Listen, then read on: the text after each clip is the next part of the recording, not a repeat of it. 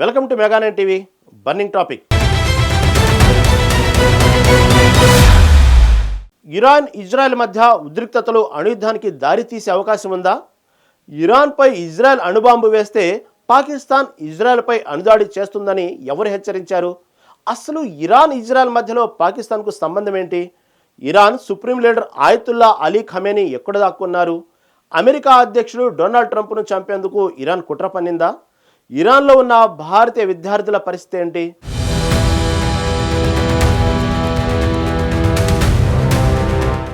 Iran Israel మధ్య ఉద్రిక్తతలు తారస్థాయికి చేరాయి. ఇజ్రాయెల్ సైన్యం ఒకటి కాదు, రెండు కాదు, ఏకంగా 200 యుద్ధ విమానాలతో ఇరాన్లో 100కు పైగా లక్ష్యాలపై దాడులు చేసింది. ఈ దాడుల్లో పలు న్యూక్లియర్ కేంద్రాలు, సైనిక స్థావరాలు ధ్వంసమయ్యాయి. ఈ దాడుల్లో చాలా మంది పౌరులు, కీలక సైనిక అధికారులు, 6 న్యూక్లియర్ శాస్త్రవేత్తలు చనిపోయారు. Iran revolutionary guards chief Hussain salami కూడా మృతి చెందారు. ఈ దాడులు ఇరాన్ నుంచి న్యూక్లియర్ దాడిని అడ్డుకోవడానికి చేశామని ఇజ్రాయెల్ ప్రధాని బెంజమిన్ నెతన్యాహు చెప్పారు. అటు ఇరాన్ ఈ దాడులను పెద్ద తప్పుగా ఖండించింది.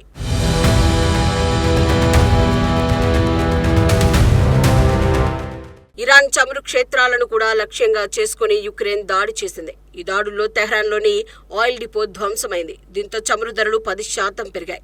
చమురు రవాణాకు అడ్డంకులు ఏర్పడే అవకాశం ఉందని ఆందోళనలు వ్యక్తమవుతున్నాయి. ఇరాన్ ఆర్థిక వ్యవస్థలో చమురు ఎగుమతులు కీలకం కాబట్టి ఈ దాడులు దేశాన్ని తీవ్రంగా దెబ్బతీశాయి. ఈ దాడులకు ప్రతీకారంగా ఇరాన్ టెల్-అవీవ్, జెరూసలేం మీద 200 బాలిస్టిక్ క్షిపణులను ప్రయోగించింది. ఈ దాడుల్లో 14 మంది ఇజ్రాయలీలు చనిపోయారు. ఈ దాడులు 2 దేశాల మధ్య యుద్ధ భయాలను మరింత పెంచాయి.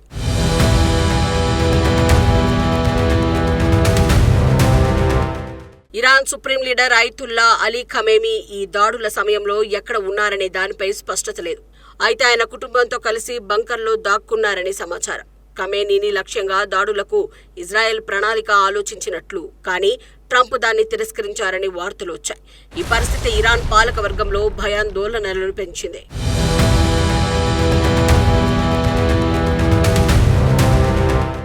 అటు ఇజ్రాయెల్ ప్రధాని బెంజమిన్ నెతన్యాహు సంచలన వ్యాఖ్యలు చేశారు. అమెరికా అధ్యక్షుడు డొనాల్డ్ ట్రంప్ను హత్య చేయాలని ఇరాన్ కుట్రలు పన్నిందని, ఇరాన్ ట్రంప్ను ప్రధాన శత్రువుగా భావిస్తోందని ఆయన ఆరోపించారు. 2024లో ట్రంప్పై జరిగిన 2 హత్యాయత్నాల వెనుక ఇరాన్ ఉందని నెతన్యాహు ఓ ఇంటర్వ్యూలో చెప్పారు. ఇరాన్కు ట్రంపే నెంబర్ 1 శత్రువు అని, అమెరికా అధ్యక్షుడు సమస్యను పరిష్కరించగల సమర్థ నాయకుడు అని అన్నారు.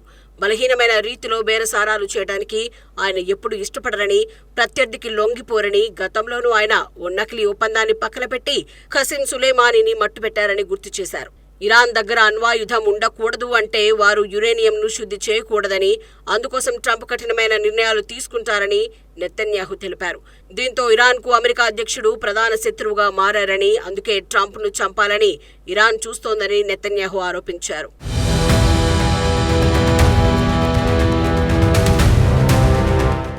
అటు అమెరికా అధ్యక్షుడు డొనాల్డ్ ట్రంప్ ఇరాన్కు గట్టి హెచ్చరికలు జారీ చేశారు. ఇరాన్ అమెరికాపై దాడి చేస్తే యుఎస్ సైన్యం ఇప్పటి వరకు చూడని స్థాయిలో స్పందిస్తుందని ట్రంప్ తన ట్రూత్ సోషల్ ప్లాట్ఫామ్లో పేర్కొన్నారు. అయితే ట్రంప్ ఇరాన్తో న్యూక్లియర్ ఒప్పందం కోసం కూడా ప్రయత్నిస్తున్నారు. జూన్ 15న ఒమాన్లో జరగాల్సిన చర్చలు ఇజ్రాయెల్ దాడుల కారణంగా రద్దయ్యాయి. భారత్, పాకిస్తాన్ మధ్య జరిగినట్టు ఇరాన్ ఇజ్రాయెల్ ఒప్పందం చేసుకోవాలని ట్రంప్ తెలిపారు. ఇరాన్పై ఇజ్రాయెల్ దాడులకు అమెరికా మద్దతు ఇవ్వలేదని స్పష్టం చేశారు.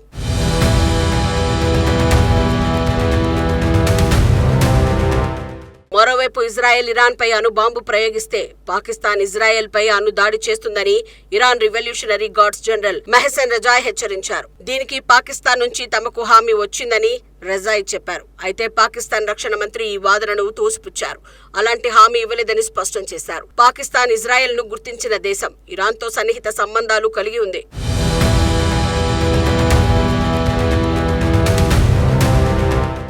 అటు ఇరాన్లో ఉన్న భారతీయ విద్యార్థుల భద్రత కోసం భారత్ చురుగ్గా చర్యలు తీసుకుంటోంది. జూన్ 15న ఇరాన్లోని భారత రాయబార కార్యాలయం ఒక హెచ్చరిక జారీ చేసింది. భారతీయ విద్యార్థులు, వ్యాపారవేత్తలు, ఇతరులతో సంప్రదింపులు జరుపుతున్నామని, వారి భద్రతకు అన్ని చర్యలు తీసుకుంటున్నామని పేర్కొంది. ఇరాన్లో సుమారు 2000 మంది భారతీయ విద్యార్థులు ఉన్నట్లు అంచనా వేశారు. వీరిని భారత విదేశాంగ శాఖ సురక్షితంగా తరలించేందుకు ప్రణాళికలు సిద్ధం చేస్తోంది. అత్యవసర పరిస్థితుల్లో విమానాల ద్వారా తరలింపు జరిగే అవకాశం ఉంది.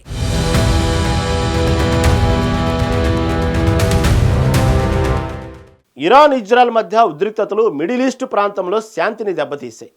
ఇజ్రాయెల్ దాడులు ఇరాన్ న్యూక్లియర్ కార్యక్రమాన్ని నాశనం చేయడంతో పాటు సైనిక సామర్థ్యాన్ని దెబ్బతీశాయి. అటు ఇరాన్ ప్రతీకార దాడులు ఇజ్రాయెల్పై తీవ్ర ప్రభావం చూపాయి.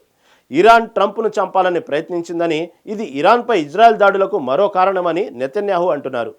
ఇజ్రాయెల్ దాడులకు అమెరికా దూరంగా ఉన్నప్పటికీ ఇరాన్తో దౌత్యపరమైన చర్చలు కొనసాగించాలని చూస్తోంది.